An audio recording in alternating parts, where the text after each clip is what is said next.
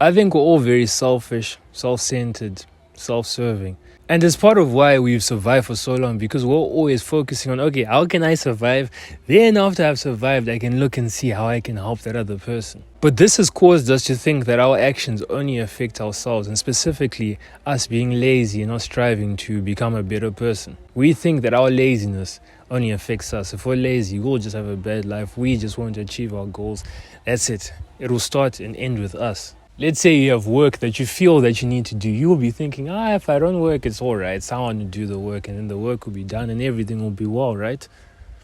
Not exactly. The thing is, we forget that we're actually all individuals. Every one of us is unique, and each one of us have something that only we can offer to the world. And I'm not saying that everyone has this extremely diverse thing that they offer to the world. What I offer can be a small deviation from what the next person offers to me, but the way I do it will be in a way that no one else in the world can do it, and it will benefit the world in a unique way. But if you look at the grand scheme of the world, that small deviation of the thing that you offer over many years, even months, years, decades, right? That's going to make a huge impact, because we know the compound effect. As time goes on, as you make an impact, it becomes more exponential, whatever. You should never underestimate the impact you can have on the world over your whole life. Your success and development is beneficial to the whole. And by the whole, I mean everyone on earth. The reason this is because a rising tide is going to take things with it.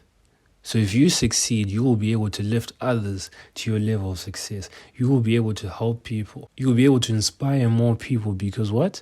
You would have done what people want to do, or you would have achieved a certain level of greatness that some people aspire to. So your success would have been beneficial to that person that you've inspired. I think the two arenas where this concept of your success will lift others up, where it's so evident, is in music and in sports.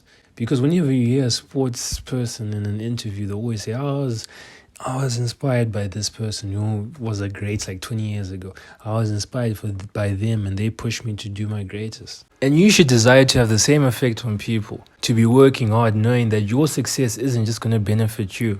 We tend to think that it's only going to benefit us, but no, your success will benefit everyone around you. In fact, it will benefit people that you've never even met before, and you probably will never meet. See, there might be some kid who's struggling in poverty right now, who is meant to be inspired by your work.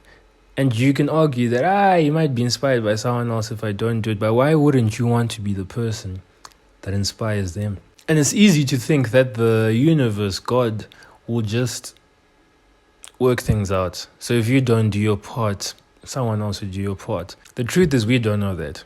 We truly don't know whether if we mess up, everything will still be fine. But I say all of this to emphasize the fact that your success isn't just your success. Your success is the success of the world. I'll give another example. Nelson Mandela, he fought his laziness, he fought his fear, and he pushed for segregation to be stopped. Now tell me, if Nelson Mandela didn't do what he was supposed to, if he wasn't as successful as he was, would South Africa be in the same position that it's in? You can say, yes, it would. Someone else would have done it, but you can also say, probably not.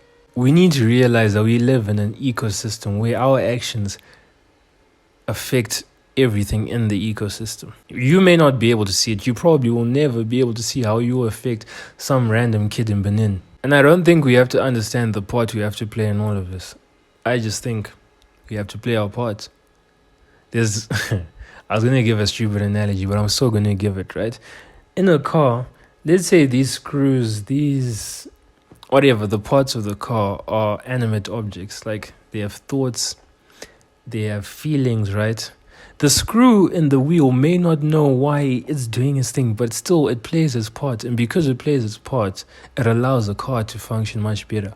And I'm not saying that you're meant to be a screw in a car. You may be the windshield. You may be the whole flipping car. You never know. But we all have a part to play.